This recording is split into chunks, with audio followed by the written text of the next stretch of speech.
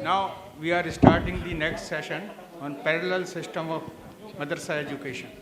ہمارے سامنے جو لوگوں نے آج یہ سیشن پریزنٹ کیا ہے اپنے اپنے طور پہ بہت ہی بہترین کام یہ لوگ کر رہے ہیں. میں ان لوگوں سے چاہتی ہوں کہ آپ آل انڈیا ایجوکیشن موومنٹ اور فیم ان کے کوآرڈینیشن میں ہمارے پارٹیسپینٹ آرگنائزیشنز انسٹیٹیوشنز جو ہیں ان کی کس طرح مدد کر سکتے ہیں وہ آپ اگر فیسیلیٹیٹ کر سکتے ہیں تو بہت فائدہ ہوگا, کیونکہ ہمارے انسٹیٹیوشنز میں بھی بہت ٹیلنٹڈ بچے ہیں. اگر آپ 7ویں 8ویں کے بچے شارٹ لسٹ کر کے 4-5 بچے جو بہت ٹیلنٹڈ ہیں ان کے نام اگر بھیجتے ہیں تو ان کا ڈیٹا بیس ہم لوگ بنا لیں گے, اور اس ڈیٹا بیس کے ساتھ وہ ٹیلنٹڈ بچوں کو کس طرح انکریج کیا جا سکتا ہے کمپٹیٹیو ایگزامینیشنز کے لیے اپیئر ہونے کے لیے, تو پھر ہم آپ لوگوں سے کوآرڈینیٹ کر کے ان بچوں کی مدد کر سکتے ہیں. تو آپ سب سے میری گزارش ہے کہ آپ اپنے اپنے اسکولس کے کم سے کم بہت ہی ہوشیار بچے جو UPSC پاس کر سکتے ہیں, ایسا ٹیلنٹ جن میں ہے, تو ایسے بچوں کی لسٹ بنا کے 5-5 بچے ہر اسکول سے ہمارے پاس آپ بھیجیے. شکریہ.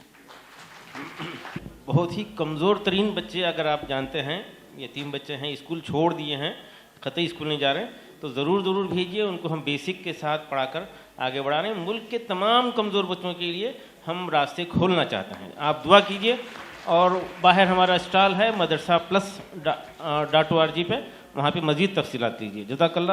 دعاؤں کی درخواست. 7واں سیشن شروع ہونے جا رہا ہے, پیرلل سسٹم آف ایجوکیشن.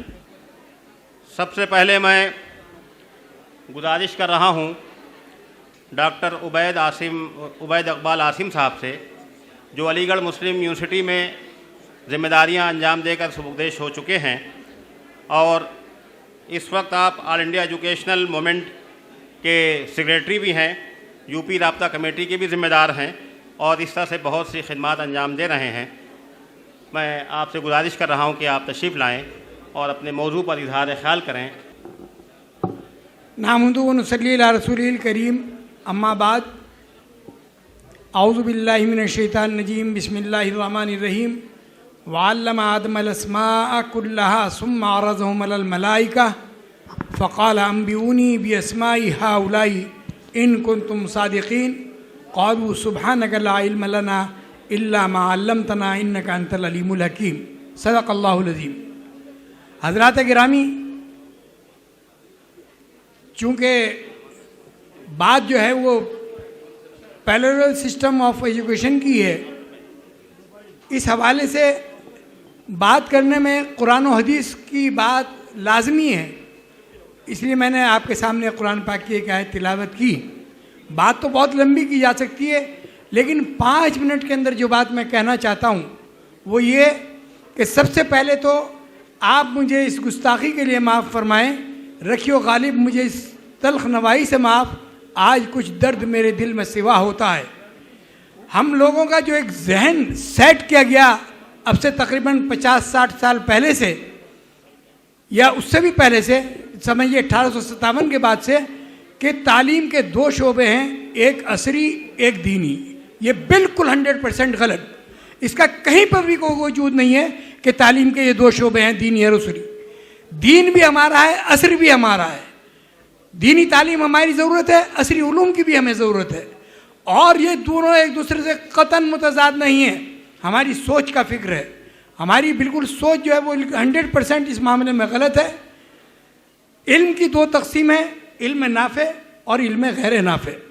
جو علم نفع دینے والا ہے وہ ہمارا علم ہے, وہ شرعی علم ہے. آپ یقین مانیے, میں اس بات کو پوری ذمہ داری کے ساتھ کہہ رہا ہوں کہ اگر ایک آدمی اپنے مذہبی فرائض کو انجام دیتے ہوئے سائنس کی تعلیم حاصل کرے اور دینی ایمانداری کے ساتھ, نیک نیتی کے ساتھ, اخلاص کے ساتھ, اللہ کو ہر معاملے میں حاضر و ناظر جانتے ہوئے وہ دین کی وہ دنیا کی خدمت کرے تو وہ دین کی خدمت میں شمار ہوگا. اور اگر کوئی بڑے سے بڑا عالم دین, بڑے سے بڑا صوفی, بڑے سے بڑا زاہد اور بڑے سے بڑا جناب عابد اور متقی اور اس کی نیت کے اندر یہ ہو کہ صاحب مجھے اس سے دنیا کمانی ہے، تو وہ اس کے لیے لعنت ہے۔ ہم نے بالکل ایک دم اپنا ذہن ہی چینج کر لیا ہے کہ صاحب جو مدرسے میں جا رہا ہے وہ صاحب دینی عالم، اور صاحب جو وہاں سے جا رہا ہے تو وہ کیا ہوا کہ ذہن شروع سے یہ بیٹھ گیا کہ صاحب یہ تو اسے تو مولوی ملا بننا ہے اور اسے انجینئر اور ڈاکٹر بننا ہے۔ تو یہ اس چیز کو جب تک ہم اپنے ذہنوں سے نہیں نکالیں گے، جب تک کہ ہم اس سے نہیں کریں، تب تک کہ ہم اس کو کامیابی کے اس پر نہیں پہنچا سکتے۔ اور ہم نے امت کے اندر ایک ایسی تقسیم پیدا کر دی ہے یہ سازشن کی گئی تھی، اور ہم نے اسے اپنے طور پر کامیاب کیا۔ تو اس لیے ہمیں اس چیز کو بدلنا ہوگا، اس نظریے کو بدلنا ہوگا۔ دوسری بات یہ کہ جہاں تک ہمارے دینی مدارس کی تعلیم کا تعلق ہے، اس کا اپنا ایک نصاب ہے جو بھی کچھ ہے، لیکن حقیقت یہ ہے کہ اس کے اندر بہت سی ترمیمات اور بہت سی اضافوں کی گنجائش ہے۔ وجہ یہ ہے کہ اگر آپ آج یہ سوچیں کہ میں جو ہوں، جو پرانی بات نہیں، صرف چند سالوں پرانی بات ہے کہ نوکیا 330 آپ کا سب سے زیادہ قیمتی موبائل مانا جاتا تھا، آج اس کی پوزیشن یہ ہو گئی ہے کہ اگر وہ آپ کا کہیں گر جائے تو رکشہ والا 10 روپے خرچ کر کے آپ کو دینے کے لیے آئے گا۔ وجہ کیا ہے کہ ہر دور میں ہر چیز کی ضرورت ہوتی ہے۔ ہمارے جو علماء نے جس نصاب کو ترتیب دیا تھا اس کی اس وقت میں اہمیت اور ضرورت تھی، اب اس کے اندر مزید اس چیزوں کی ضرورت ہے۔ اور یہ دیکھیے آپ الحمدللہ اللہ کا فضل ہے کہ ہمارے جو اکابرین ہیں انہوں نے اس طرف توجہ دی، اور اللہ کا شکر ہے اس کے اندر کام ہوئے۔ سید حامد صاحب مرحوم کے ساتھ میں سن 92 سے جب وہ یو پی رابطہ کمیٹی وجود میں آئی پہلے دن سے وابستہ رہا ہوں، اور اللہ کا فضل ہے اس اپیل کو ہم نے جگہ جگہ کیا گزشتہ 25-30 سال میں، اور اس کے اثرات مرتب ہوئے، اور ہر جگہ پر الحمدللہ ادارے وجود میں آئے سید حامد صاحب کی اپیل پر، اور بہت اچھے ادارے وجود میں آئے۔ اور ہمیں خوشی اس بات کی ہوتی ہے کہ الحمدللہ دینی مدارس سے جو وابستہ لوگ ہیں وہ جب اس ادارے میں اس میں آئے میدان میں، تو آپ دیکھیے اجمل فاؤنڈیشن، رحمانی، سپر 30 اور اس طریقے کے بہت سے مرکز المعارف، بہت سے ادارے ہیں کہ جو ان دینی مدارس کے فضلاء چلا رہے ہیں۔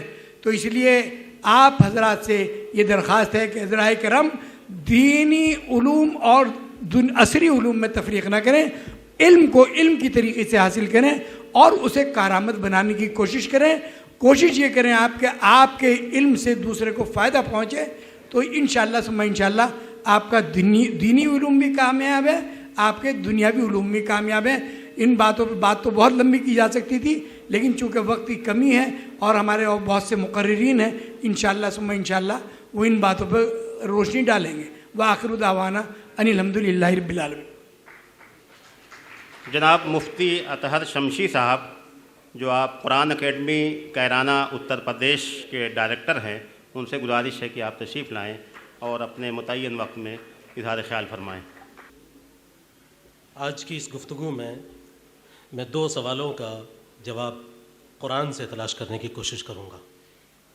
سب سے پہلا سوال یہ ہے کہ قرآن کے نقطۂ نظر سے وہ کیا علوم ہیں، وہ کون سے سائنسز ہیں جو ہمارے سلیبس کا حصہ ہونے چاہیے، اور وہ کون سی ویلیوز ہیں۔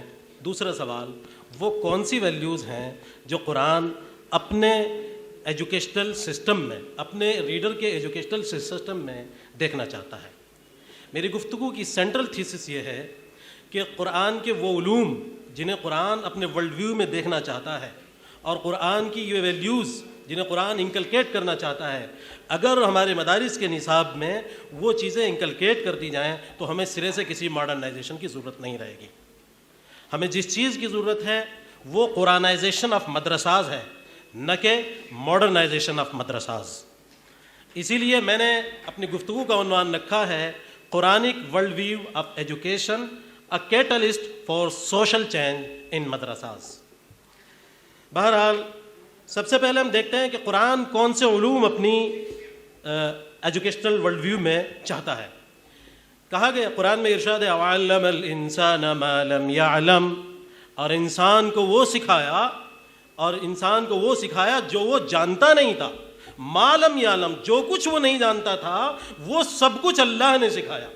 इसका मतलब ये है कि इंसान जो कुछ नहीं जानता था वो तमाम उलूम कुरान के एजुकेशनल वर्ल्ड व्यू में शामिल हैं। आप उन उलूम को हकीर दुनिया के उलूम कहकर रिजेक्ट नहीं कर सकते।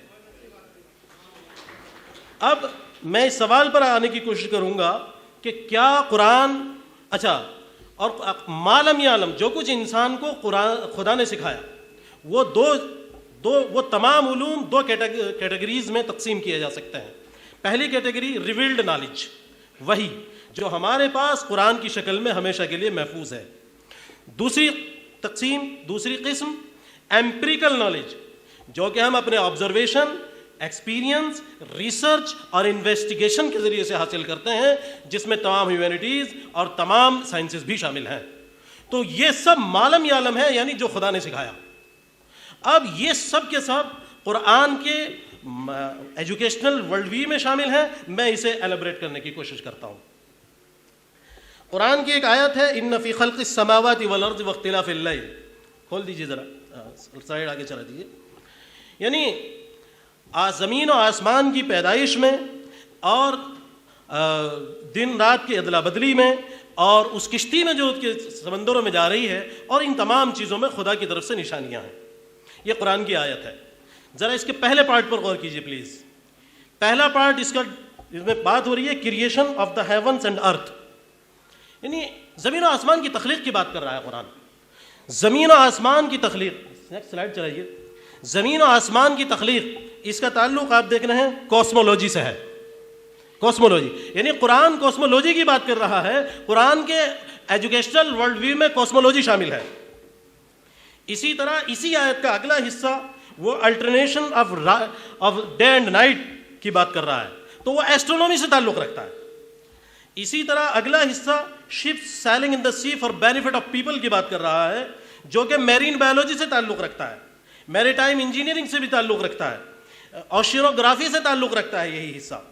इसी तरह कुरान की इसी आयत का अगला हिस्सा God sending down rain water from the sky, उसकी बात कर रहा है, जो कि मेट्रोलॉजी से ताल्लुक़ रखता है। इसी तरह कुरान के अगले हिस्से में हाइड्रोलॉजी की बात की गई है। इसी कुरान के अगले हिस्से में God's creation of various creatures की बात है, जो कि बायोलॉजी से ताल्लुक़ रखता है और इकोलॉजी से भी ताल्लुक़ रखता है। इसी तरह regulation of winds and clouds की बात कर रही है कुरान की आयत, जो कि एटमॉस्फेरिक साइंसेस की बात करता है। और सिर्फ इन साइंसेस की बात नहीं, कुरान ह्यूमैनिटीज़ की भी बात करता है। चुनाचे देखिए सूरह अल-माइदा 532 एंथ्रोपोलॉजी की बात कर रही है। इसी तरह सूरह इब्राहिम ये आयत नंबर 14 ये बात कर रही है कम्युनिकेशन एंड लैंग्वेज की। सूरह अन्निसा 4:32 इसमें जेंडर एंड फैमिली स्टडीज़ का जिक्र है। इसी तरह अल-हुजुरात इसमें कल्चरल स्टडीज़ और डाइवर्सिटी एंड इंक्लूजन का जिक्र है। इसी तरह सूरह अल-अलक़ एजुकेशन की बात करता है। इसी तरह सूरह शरह अलम नशरा इसमें ह्यूमन साइकोलॉजी की बात मौजूद है। इसी तरह सूरह अल-इसरा ह्यूमन राइट्स की बात करता है। इसी तरह सूरह अल-बक़रा इसमें मेडिकल एथिक्स का भी जिक्र है। तो कुरान के वर्ल्ड व्यू ऑफ एजुकेशन में ये तमाम उलूम शामिल हैं। इसलिए ये कहना बिल्कुल गलत होगा कि कुरान यानी वो सिर्फ ख़ास थियोलॉजिकल साइंसेस की बात करता है। ये बिल्कुल गलत है। कुरान का world view of education it transcends the theological sciences और रिलीजियस साइंसेस ऑल्सो। इसी तरह कुरान जिन वैल्यूज़ की बात करता है, मुझे चंद मिनट दीजिए, इजाज़त दीजिए, मैं अर्ज़ करता हूँ। एक वैल्यू उनमें से है यूज़ ऑफ रीज़न को इस्तेमाल करने की बात करता है, लअल्लकुम ततफक्करून। इसी तरह कुरान कंटिन्यूअस लर्निंग की बात करता है, रब्बी ज़िदनी इल्मा। इसी तरह कुरान फ्रीडम ऑफ थॉट की बात करता है, ला इक्राह फिद्दीन। इसी तरह कुरान रेस्पेक्ट फॉर डाइवर्सिटी की बात करता है, इन्ना खलक़नाकुम मिन ज़करिन व उन्सा वजअलनाकुम शुअबन व क़बाइल। इसी तरह कुरान कैरेक्टर डेवलपमेंट की बात करता है। कुरान एराडिकेशन ऑफ सुपरस्टिशन की बात करता है, वला तुशरिकू बिही शैआ। कुरान अकाउंटेबिलिटी की बात करता है, मालिकी यौमिद्दीन। कुरान जस्टिस एंड फेयरनेस की बात कर रहा है, इन्नल्लाह यअमुरु बिल अदल वल इहसान। कुरान पेशेंस की बात करता है, इन्नल्लाह मअस साबिरीन। Quran never give up attitude की बात करता है। कुरान एज कॉन्शियस होने की बात करता है, तिलकल अय्यामु नुदाविलुहा बैनन नास। इसका मतलब यह है कि आप एज कॉन्शियस रहिए, سمجھیے, اپنے زمانے کو سمجھیے, زمانے کے ٹرینڈ, اس کے تقاضے, اس کے مسائل سے واقف رہیے, اس کے مواقع سے واقف رہیے.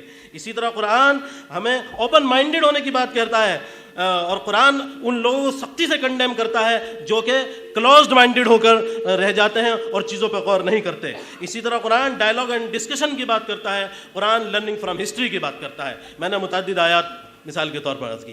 اب ذرا سمجھیے, یہ ان قرآن کے اس ایجوکیشنل ورلڈ ویو کو, یعنی اس سلیبس کو جو قرآن طے کرتا ہے, اور ان ویلیوز کو جن کا ذکر قرآن کرتا ہے, اگر ہمارے مدارس میں لاگو کر دیا جائے تو یہ تو آٹومیٹیکلی ٹرانسفارم ہو جائیں گے. آپ کو ماڈرنائزیشن کہنے کی ضرورت ہی نہیں ہے.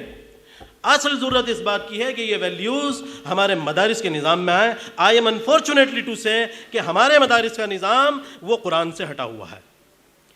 میری تلخ نوائی کو معاف کیجئے, لیکن اصل مسئلہ یہی ہے کہ کرنٹ اسٹیٹس ہمارے مدارس کی یہ ہے کہ وہاں فقہ, نحو, صرف, پرانے قسم کی لاجک اور بائیگون ڈیز کی باتیں اس قدر چھائی ہوئی ہیں کہ اس کی وجہ سے قرآن کے فار ایور اصول, قرآن کی فار ایور ویلیوز اور قرآن کا ایجوکیشنل ورلڈ ویو وہاں سے ختم ہو گیا ہے. اس کی وجہ سے وہ تمام مسائل زندہ ہیں جن کا میں اور آپ سامنا کر رہے ہیں.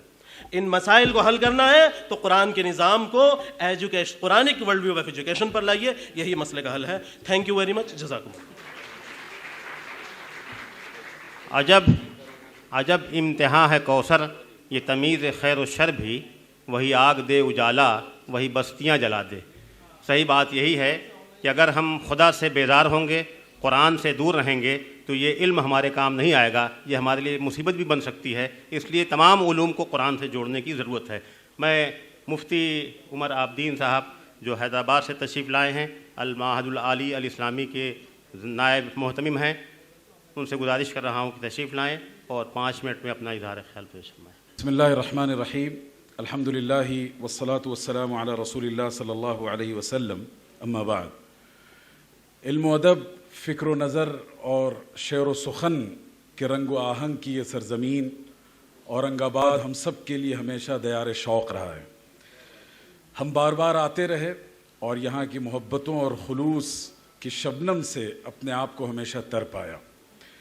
حاضرین, جو موضوع ہے اور اس کے ساتھ جو وقت کی تحدید ہے, تو اقبال کا شعر یاد آتا ہے کہ سمندر سے ملے پیاسے کو شبنم, بخیلی ہے یہ رزاقی نہیں ہے. بہرحال وقت کی تنگ دامانی ہے اور ہم سب کو اس کا لحاظ رکھنا ہے. کوشش کریں گے ہم مقررہ وقت سے تھوڑا سا زیادہ لیں, لیکن بہت زیادہ نہ لیں. میر کارواں ڈاکٹر خواجہ شاہد صاحب اور آپ کی پوری ٹیم قابل مبارکباد ہے کہ اہل علم و دانش کا اتنا بڑا کارواں آج اس شہر میں فروکش ہے کہ یہ تنہا اگر کوئی فیصلہ لے تو اس ملک اور ملت کی تقدیر بدل سکتی ہے. تو حاضرین, اس موضوع پر آتے ہیں. متوازی نظام تعلیم, پیرلل بیس پر ہمیں 2 الگ الگ نظام تعلیم کو پڑھانا ہے اور چلانا ہے. اس حوالے سے مختلف نظریات, مختلف تاثرات آپ نے سنے ہوں گے. میں کوشش کروں گا کہ اسے کسی قدر بیلنس کر کے آپ کے سامنے رکھوں. علم کے حوالے سے جب بھی گفتگو ہوگی اور اسلامک پرسپیکٹو ایجوکیشن کے حوالے سے کیا ہے اسے جاننا ہے, قرآن کی ان 5 آیتوں کو ہمیشہ نگاہ میں رکھیے. اقرأ بسم ربک الذی خلق, خلق الانسان من علق, اقرأ وربک الاکرم الذی علم بالقلم, علم الانسان ما لم یعلم. اس آیت کا جو ٹیک اوے ہے, جو کریم ہے, وہ 2 چیزیں ہیں. ایک بات یہ, اللہ فرماتے ہیں ایجوکیشن جو بھی اسے ایکسپلور کرو, اسے ڈسکور کرو, اسے انکور کرو. ایک شرط ہے, بسم ربک, اس تعلیم کا رشتہ رب سے جڑا رہنا چاہیے. جہاں ایجوکیشن کا رشتہ خدا سے, اخلاقیات سے کٹے گا تو وہی تعلیم انسانوں پر ڈاکہ ڈالے گی اور انسانی لاشوں کا سودا کرے گی. بس ایک یہ آیت پورے نظام اسلام کے فلسفہ تعلیم کو واضح کرتی ہے. مغربی جو تصور تعلیم ہے اور اسلامی یا سیکولر جو پرسپیکٹو اور اسلامک پرسپیکٹو ہے, اس میں بس ایک بنیادی فرق ہے. بہت سی چیزیں میں اسے ڈسکس نہیں کرتا. اسلام نے دونوں پرسپیکٹو, دونوں ایریاز کو کور کیا ہے. ایک طرف ہمیں کریٹر سے بھی اپنے آپ کو کنیکٹ رکھنا ہے اور اس کی علم و معرفت اپنے اندر پیدا کرنی ہے, اور دوسری طرف کریشن کی شکل میں جو یہ پورا فزیکل یونیورس آپ کو دیا گیا ہے اس کو ڈسکور کرنا ہے, انوویٹ کرنا ہے, سرو کرنا ہے, اس کی تعمیر و ترقی میں اپنا کردار ادا کرنا ہے. اسلام ایک ایسے نظام تعلیم کی دعوت دیتا ہے جو دونوں ٹارگٹس اور آبجیکٹیوز کو پورا کر سکے.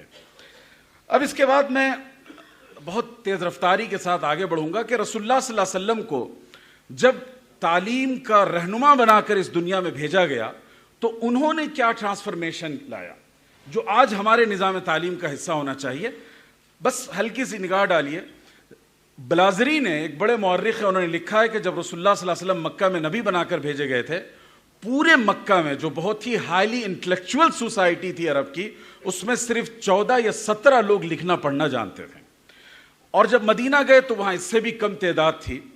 لیکن حضور صلی اللہ علیہ وسلم کے اس ٹرانسفارمیشن کا اثر کیا ہوا کہ صرف وہ لوگ جن کو قرآن مجید ڈکٹیٹ کیا جاتا تھا, یعنی جو حاضر باش رہتے تھے اور جو رسول اللہ صلی اللہ علیہ وسلم کے معتمد تھے, ان کی تعداد علامہ سیوطی نے 40 سے زیادہ ذکر کیا.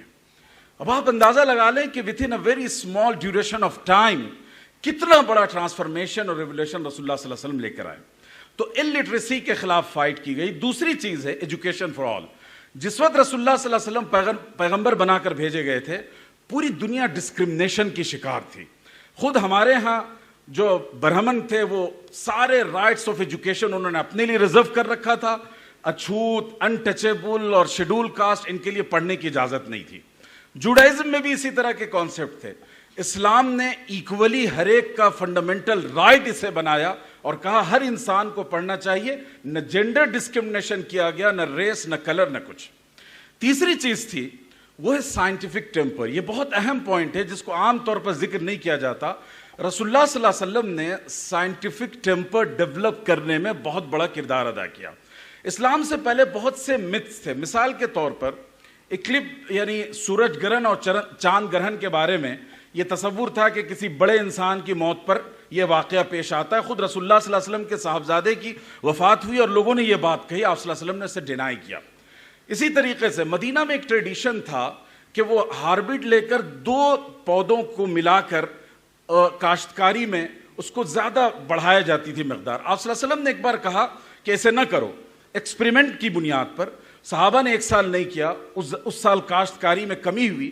اگلے سال رسول اللہ صلی اللہ علیہ وسلم نے کہا کہ دوبارہ اسے اسٹارٹ کرو. یہ جو ایکسپریمنٹل ایجوکیشن ہے یہ رسول اللہ صلی اللہ علیہ وسلم کی تربیت کا اثر ہے. اسی طریقے سے میں سینکڑوں مثالیں دے سکتا ہوں, وقت کم ہے.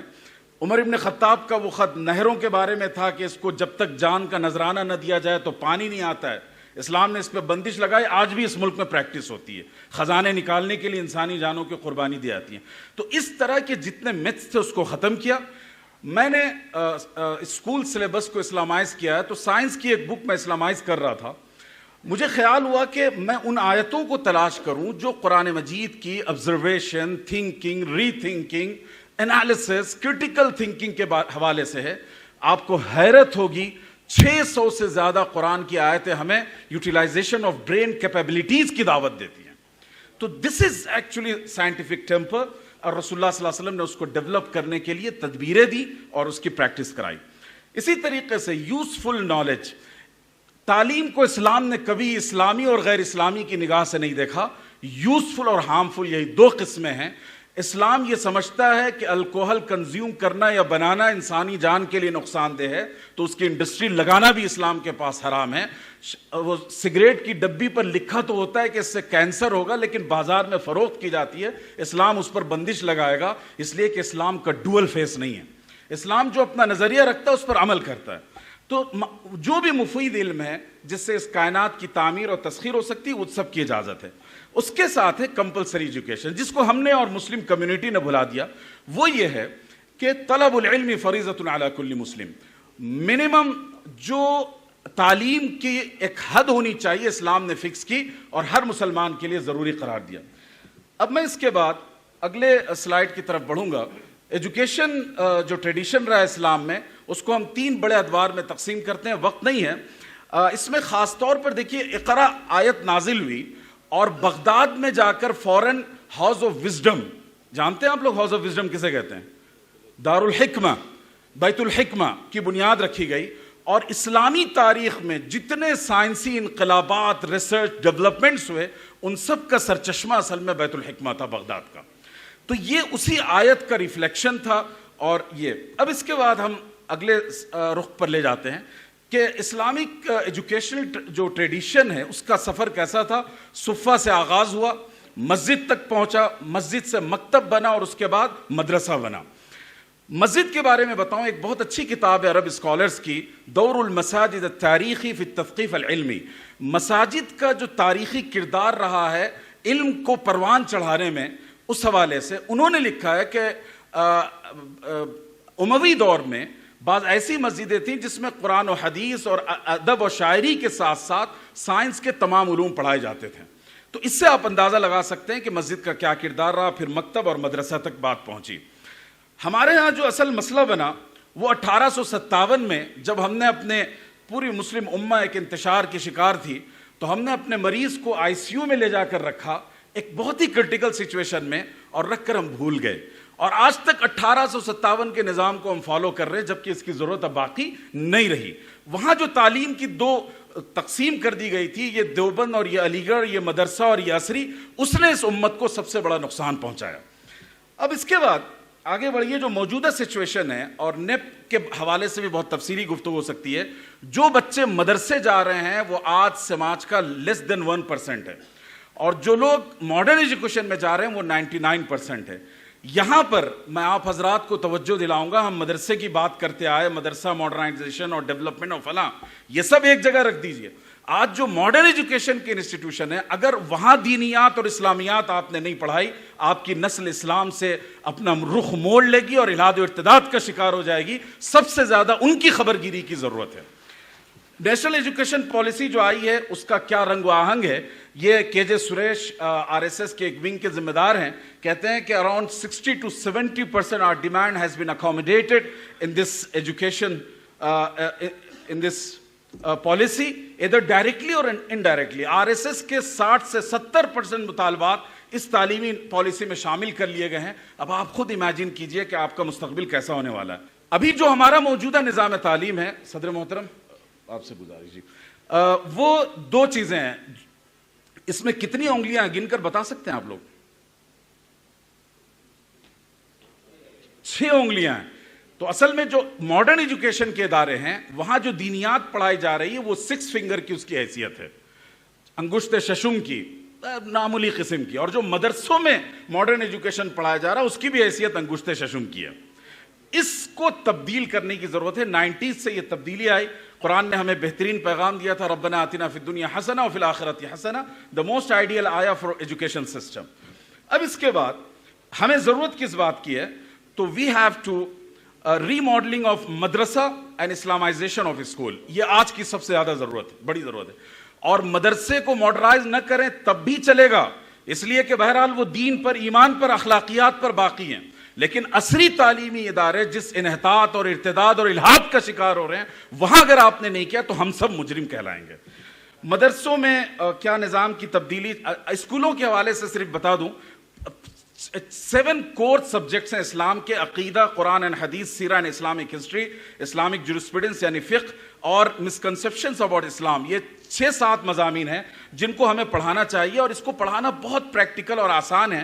میں نے اس کو امپلیمنٹ کیا، اس لیے میں آپ کے سامنے رکھ رہا ہوں. اسلامک سبجیکٹ ٹوٹل 7 ہیں. اکیڈمک ڈیز ہمیں سال میں 190 ملتے ہیں اسکول میں. جو پیریڈ ڈیلی، اگر ایک پیریڈ بھی آپ دینیات کے لیے، اسلامیات کے لیے دے دیں تو ہمیں 15 سال کے اس پورے ڈیوریشن میں پری پرائمری سے لے کے 12 تک 2850 پیریڈ ملتے ہیں.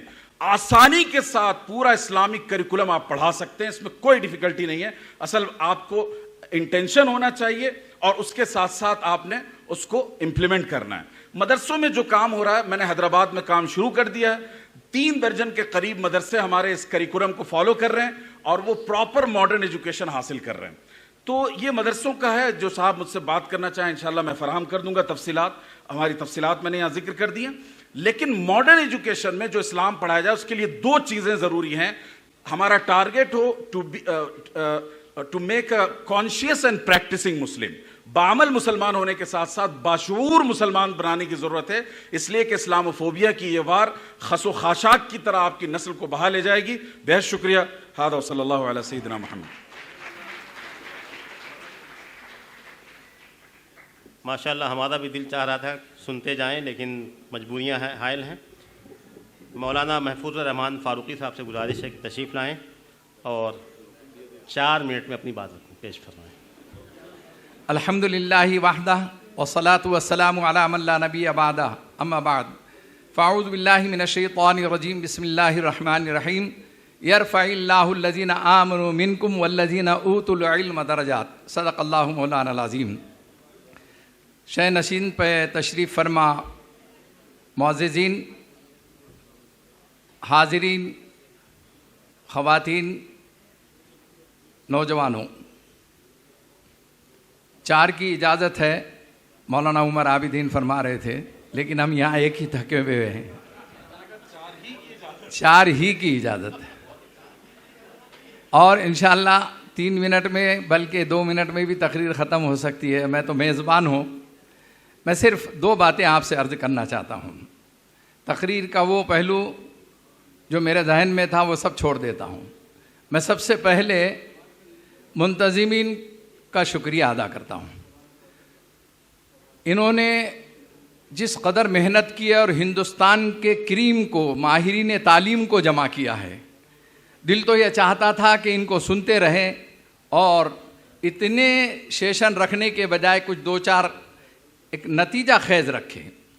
अब रही दीनी और दुनियावी तालीम के सिलसिले में, इसको बैलेंस कैसे रखना चाहिए, मुझसे पेशरव मुकर्रिरीन ने कहा है।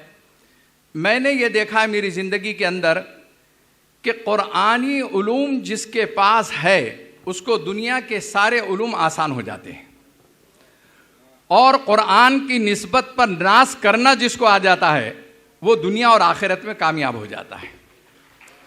मैं जब दरबन अफ्रीका में तरावी पढ़ाने गया तो मेरे साथ 2 और हाफिज़ कुरान थे। मुझे हैरत हुई तरावी के बाद कि डरबन शहर नहीं बल्कि पूरे साउथ अफ्रीका का सबसे बड़ा डॉक्टर, जैसे हमारे पास डॉक्टर माजिद साहब हैं, तो वहाँ का सबसे बड़ा हार्ट स्पेशलिस्ट वो पहले 8 रकात पढ़ाता है, मैं 8 रकात पढ़ाता हूँ, और 4 रकात वहाँ का इतना बड़ा आदमी के जिसके पास प्लेन, हेलीकॉप्टर, हर चीज़ें उसको मौजूद थी, अल्लाह ताला ने उसको नवाजा था। हम तीनों ने 1992 में मैंने कुरान पाक वहाँ पर सुनाया। तो मैंने ये देखा कि मैं तो एक छोटे से जगह से आने वाला, मेरी क्या हैसियत, कुछ नहीं है, लेकिन कुरान ने मुझे इतनी बड़ी इज्जत दी है, और कुरान की वजह से ये शोहरत और ये दौलत और ये चर्चे और तस्करे है। फिर मैंने कलम उठाना शुरू किया। लिखना पढ़ना तो आता जाता नहीं, लेकिन बुज़ुर्गों की सोहबत से कुछ सीखा था, तो मैंने इस पर एक किताब लिखी है, कुरान मेरी मेराज है। और पूरा क्रेडिट जो है दीनी दुनियावी उलूम के माहिरीन से जो मिलने का, शेख अहमद दीदात मेरे मुसल्ली रहे हैं, और अब यहाँ प्रेसिडेंट ऑफ इंडिया तक के APJ अब्दुल कलाम तक के पहुँचाई हुई, तो वो सिर्फ कुरान की निस्बत हुई।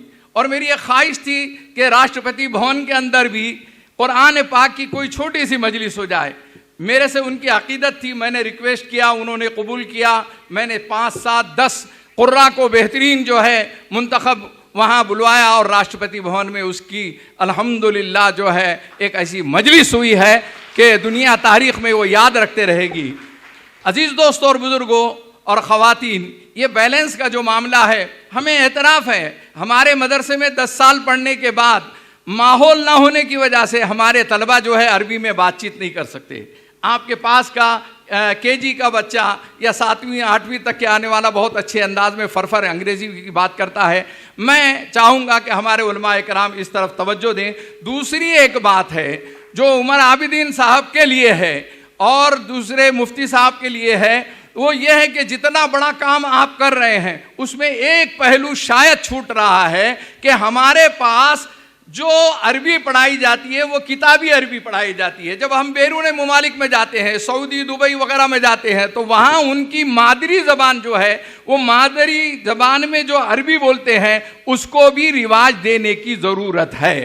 बहरहाल यहीं पर अपनी बात एक शेर पे ख़त्म करता हूँ। वो मुअज़्ज़ज़ थे ज़माने में मुसलमान होकर, हम खार हुए तारीक़ क़ुरआन होकर।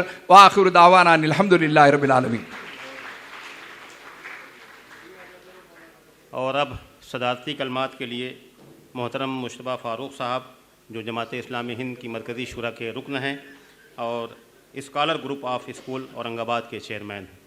जो गुफ्तगू आई है, मेरा कंसर्न ये है कि मुंतज़मीन ने, चाहे वो ख्वाजा शाहिद साहब की क़ियादत में हो या यहाँ महाराष्ट्र में मैम की क़ियादत में हो, उन्होंने बहुत से मौज़ूआत को इसमें शामिल किया इस कॉन्फ्रेंस में। और ऐसा लगता है जैसे कि किसी मौजू पर पूरा एजुकेट करने की बजाय वो उन मसाइल से इस हद तक वाक़फ़ियत देना चाहते हैं कि ये इश्यूज़ हैं, इन पर गौर कीजिए। तो एक इब्तिदाई तारुफ शायद इस कॉन्फ्रेंस का तकाज़ा है, वरना हर मौजू जो है उसके लिए 2 दिन नाकाफ़ी है। मैं इसको रस्मी अंदाज से लेने के बजाय इसको पस मंज़र में लेता हूँ। और जो प्रेजेंटेशन यहाँ हमारे साथियों ने किया है, उन सब के का मैं मशकूर हूँ कि उन्होंने बहुत कम वक्त में बहुत अच्छे से बात को पेश किया। लेकिन तनाजुर ये है कि एक तरफ तो हम इस बात का दावा करते हैं कि मुसलमान होने के नाते हमारे पास कुरान है और कुरान से बेहतर तसव्वुर कोई नहीं है, सबसे मुकम्मल तसव्वुर कुरान है, एक ये दावा है। और दूसरी तरफ हम हैं कि मिल्लत जो है आज शायद हिंदुस्तान की सबसे पसमानदा मिल्लत है। एक दावा ये है कि कुरान ने आदम के इम्तियाज़ की बुनियाद ही इल्म को करार दिया, और उसकी सराहत हमारे उलमा ने ये की है कि इल्म के माने नॉलेज से बहुत आगे के है। जो लिखा जा चुका वो नॉलेज है। इब्न क़य्यिम अल-जौज़ी की वो बात मुझे बहुत प्यारी लगती है। वो कहते हैं जो लिखा जा चुका अगर आप उसी पर इक्तफ़ा करते हैं तो आप मुक़ल्लिद हैं, तक़लीद कर रहे हैं। आपका मनसब ये है कि उससे आगे की फाइंडिंग्स आप मुस्तक़िल दरियाफ़्त करते रहें। यानी इल्म के माना रिसर्च के है, तसव्वुर इल्म रिसर्च की मानियत रखता है। और मुसलमानों को अल्लाह के रसूल सल्लल्लाहु अलैहि वसल्लम ने मॉडल दिया है, और वो मॉडल जो है ऐसा है जिसको कोई चैलेंज नहीं कर सकता। और उसके चैलेंज होने की दलील ये है कि जिस तसव्वुर इल्म की बुनियाद पर जो माशरा तामीर किया गया, वो माशरा सदियों तक डोमिनेंट रहा, सदियों तक, अभी पिछली सदी तक। हम में से कुछ लोग तो वो भी हैं जो तहरीक खिलाफत से भी वाकिफ़ हैं, उसमें जहाँ पर कि खिलाफत ख़त्म हुई और मुसलमान ज़वाल आशना नहीं बल्कि आज ज़वाल परस्त हो गए। तो नौइयत ये है कि साहब इतना कामयाब नज़रिया नहीं बल्कि मॉडल रखने के बावजूद इस मिल्लत के बारे में सच्चर ये कंक्लूड करते हैं कि Muslims are as backward as एससीज and STs and more backward then OBCs. सवाल यहाँ है कि ये गैप कहाँ है? जो तशरीह यहाँ पर हुई है, अब वो हालात मजबूर कर रहे हैं कि इन हालात में हम कैसे उसको ब्रिज करें। ये हालात मजबूर कर रहे हैं, और यहाँ अब हम लोग मिलते रहे हैं, मिलते रहेंगे इंशाल्लाह। यहाँ पर उमर आबिदीन साहब ने जो बात कही है और जो काम कर रहे हैं, अब तरीक़ा यही है, उस पर आप तनकीद करेंगे तो नुकसान उठाएंगे कि मदरसों में ये कमज़ोरी है, मदरसों में वो कमज़ोरी है। तो कमज़ोरी कहाँ नहीं है? दानिशगाहों में कौन सी दानिश पैदा होती है? यूनिवर्सिटीज़ में। तो जो सिचुएशन है वो कोलैप्स हर जगह है। सवाल ये है किस हद तक उसको लिफ्ट किया जाए और कितना उसको मुफीद बनाया जाए। इस हवाले से जो बात है, तो मैंने कहा कि कभी ऐसा भी होता है कि जब हम गफलत का शिकार इंतहाई होते हैं तो अल्लाह की शायद मशीयत काम करती है, और उस मशीयत का नाम है मोदी जी। और उसने इस तरीक़े से कंपेल किया है और उन्होंने इन्हें चैलेंज कर दिया। जो बहस खड़ी की है उन्होंने, वो बहस में ये है कि ये भारत का कॉन्स्टिट्यूशन एक सेक्युलर कॉन्स्टिट्यूशन है, और सेक्युलर कॉन्स्टिट्यूशन में एजुकेशन का सिस्टम वही होगा जो सेक्युलर एजुकेशन देगा। और जब सेक्युलर एजुकेशन देगा तो उसमें किसी रिलीजियस एजुकेशन का प्रोविज़न होने का, प्रावधान होने का कोई सवाल नहीं उठता। उन्होंने अपनी बहस खड़ी की। बहस खड़ी करने से पहले उन्होंने अपनी तैयारी भी की, और उन्होंने ये किया कि जो गुरुकुल थे उन गुरुकुल को CBSE से कनेक्ट कर दिया, और जब ऑब्जेक्ट किया तो मदरसे बाकी रहे, और मदरसे के टारगेट करने का सिलसिला शुरू हो गया। الحمدللہ ہمارے علماء نے بھی اس کو سیریسلی لیا. وہ نصاب پر بھی کام کر رہے ہیں اور اس کو NIS سے ریلیٹ بھی کر رہے ہیں. اس لیے کہ NIS جو ہے پیرل ایجوکیشن کا لیجٹمیٹ ایک بہترین سیٹ اپ ہے. اس کا موقع بھی نہیں ہے کہ NIS کا تعارف کروایا جائے کہ کتنا سمپل ہے, لیکن جو ہے ورلڈ کے یعنی ڈسٹینس ایجوکیشن کے ہائر سیکنڈری ایجوکیشن لیول کا سب سے بڑا سسٹم ہے. اب اس سے جمعیت نے جب انگیج کیا تو جمعیت اب ان کے اس پر بھی ہے, آپ کے پورٹل پر کے صاحب اس پر آپ اس کے توسط سے بھی آ سکتے ہیں. سوال یہاں ہے کہ جب ہمارے پاس امتزاج علم یہ ہماری شناخت ہے, تو وہ شناخت ہم نے کب کھوئی اور کب ہم اس کو مجتمع کرنا چاہتے ہیں. یہ مجتمع کرنے کے پروسیس کا نام غالباً یہ سیشن ہے. اس سیشن کے ذریعے سے یہ چاہتے ہیں کہ صاحب امتزاج ہو جائے. یہ جو لوگ سمجھتے ہیں علماء کو دیکھ کر کہ یہ آؤٹ ڈیٹڈ لوگ ہیں, آؤٹ ڈیٹڈ لوگ ہیں, ان کو دنیا کی واقفیت نہیں ہے. اس کا مطلب ہم اپنے ماضی سے واقف نہیں ہیں. اگر یہ علماء آؤٹ ڈیٹڈ ہوتے تو یہ تاج محل جو ہے اسی سسٹم کے لوگوں نے بنایا ہے, یہ کسی ماڈرن انجینئرس نے نہیں بنایا. یہ یہاں پر اگر اورنگ آباد میں نہر امبری کی کوئی تاریخ ہے کہ سب نیچرل لیول سے کس طریقے سے پانی مہیا ہوتا ہے, یہ ساری انجینئرنگ جو ہے اسلام نے دی تھی. یہ موقع نہیں ہے اس کا کہ ان سب کو کوٹ کیا جائے کہ امام رازی کی خدمات دین میں کیا ہے اور سائنس میں کیا ہے, یا وہ برکات کی خدمات کیا ہے, یا ابن رشد کی کیا ہے, یا ابن سینا کی کیا ہے. علماء کی اتنی بڑی فہرست ہے. ہمارا ماضی اتنا شاندار ہے, اس سے کانفیڈنس ہمارا بلڈ ہوتا ہے. جب مغرب نے سیکھا, اس کی نشست ثانیہ ہوئی, رنائسنس ہوا, تو وہ وقت وہ تھا کہ اس وقت کی دنیا بھر کا یہ چلنے والی سکہ رائج الوقت زبان جو تھی وہ عربی تھی. اس لیے جو ہارورڈ کی بنیادوں سے واقف ہیں, جو اس وقت کے کیمبرج کی بنیادوں سے واقف ہیں, ان کو اس تاریخ سے گزرنا ہوگا کہ اس کا آغاز عربی زبان سے ہوا تھا. اس لیے کہ نالج دنیا بھر کی کہیں تھی تو مسلمانوں کے پاس تھی, عربی میں تھی.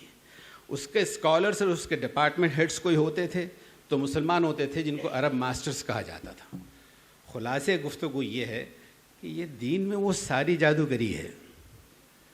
سوال یہ ہے کہ آپ اس کو روایت کے تحت لیتے ہیں یا اس کی اسپرٹ کے تحت لیتے ہیں. اس کی اسپرٹ کے تحت لیتے ہیں تو پھر یہ سنویت علم نہیں باقی رہتی. پھر جو چیز باقی رہتی ہے وہ سوائے ترقی, عزت اور شوکت کے کچھ باقی نہیں رہتا. تو مجھے بھی چونکہ وقت اپنا جو دیا گیا وہ قریب الختم ہے, میں 1 منٹ میں اپنی بات کو سمیٹ لیتا ہوں اور اس حدیث کے ذریعے سے سمیٹتا ہوں جس میں یہ بات آئی ہے کہ عالم کی روشنائی شہید کے لہو پر فائق ہے, جو اس کے حدیث کا خلاصے کے طور میں کہتا ہوں. اور اس کو آپ سمجھنا چاہتے ہیں تو وہ شہید جس نے جان دے دی اس کا مقابلہ کون کر سکتا ہے. لیکن اللہ رسول فرما رہے ہیں کہ عالم کی روشنائی, اس کی ریسرچ کئی لوگوں کو شہادت سے بچا سکتی ہے. اگر وہ ریسرچ حماس کے پاس ہو, وہ اسٹرینتھ اس کے پاس ہو. جو مجھے انصاری صاحب جب اپنا لیکچر پیش کر رہے تھے تو اس بات کی اضافی خوشی ہو رہی تھی پرفارمنس کے ساتھ ساتھ کہ وہ یونیورسٹی کے ہونے کے باوجود ان کا حلیہ ہمارے علماء کا تھا, موجود ہے یہاں. اور جب علماء انگریزی بولتے ہیں نا تو تھوڑا اجنبی لگتا ہے, ہاں خوشی ہوتی ہے اس میں کہ ہمارے علماء انگریزی بول رہے ہیں. یہ وہ گیپ ہے جو ہماری فطرت ہے, جو ہم سے یہ چاہتی ہے کہ ملت کا مقام وہ بہت فائق ہے.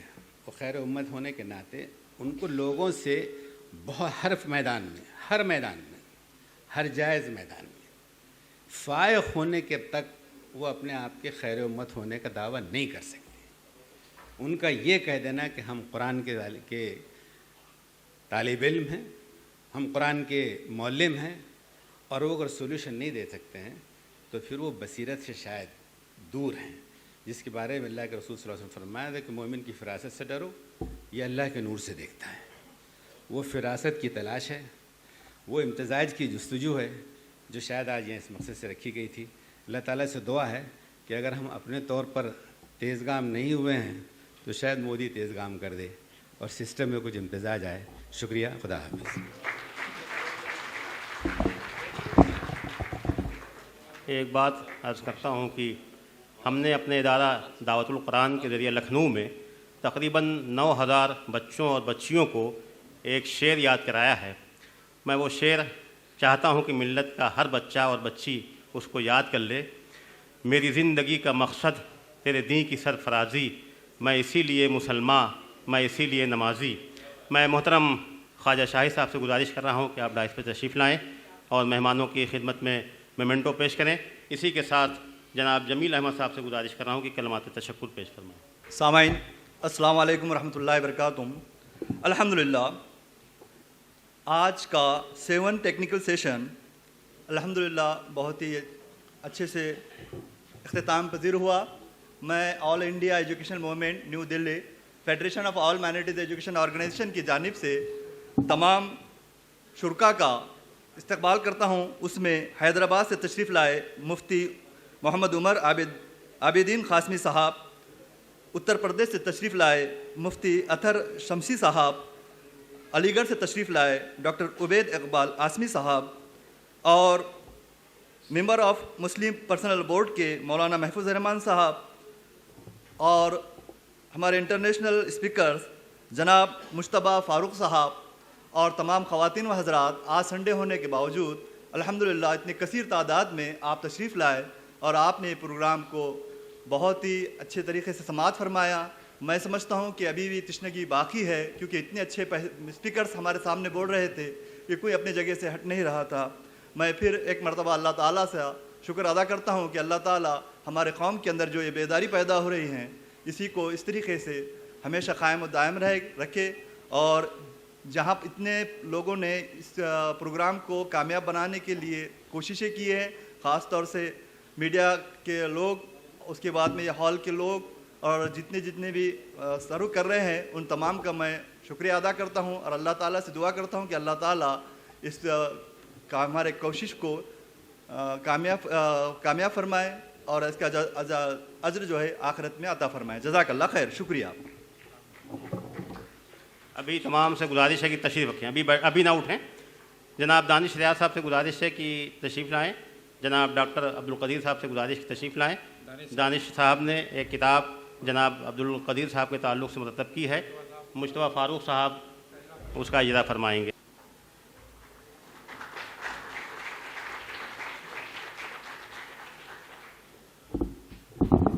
یہ جو معیشت میگزین ہے یہ صرف ایک میگزین نہیں ہے، دراصل یہ ایک ریولیوشن ہے جس کی طرف ہم نے توجہ کرنے کی کوشش کی ہے. ہم مختلف انسٹیٹیوشنز کی پروفائلنگ کرتے ہیں، ان شخصیات کی پروفائلنگ کرتے ہیں جو ایجوکیشن کے فیلڈ میں خاص طور سے امت کی رہنمائی کر رہے ہیں. الحمدللہ ایک بڑی تعداد ہماری درمیان ہے جن کی ہم نے اب تک پروفائلنگ کی ہے، اور یہ سلسلہ آپ تمام کے تعاون سے انشاءاللہ آگے جاری رہے گا. شکریہ. میں صرف یہ عرض کرنے آیا ہوں مجتبیٰ صاحب آپ کی خدمت میں فاروق کہ اس سیشن میں جو پریزنٹیشن ہوا ہے وہ لوگوں کی یہ ڈیمانڈ ہے کہ وہ ڈاکومنٹ ہونا چاہیے اور ایک کتابچے کی شکل میں اس کو زیادہ سے زیادہ لوگوں تک پہنچنا چاہیے. تو آپ تمام حضرات سے گزارش ہوگی کہ اپنے پاور پوائنٹ جو ہیں دے دیں، یا زبانی کیا ہے تو لکھ کے اس کو ضرور دے دیں. ہماری پوری کوشش کاوش ہوئی. اور پچھلے سیشن کے بارے میں بھی یہ لوگوں کی رائے ہے کہ 2 سیشن ہمارے اتنے مفید اور فکر انگیز ہیں کہ انشاءاللہ اس پہ تو ہوگی. اب آپ کی خدمت میں مومنٹو پیش کریں گے. اسلائی صاحب آپ بسم اللہ کریں.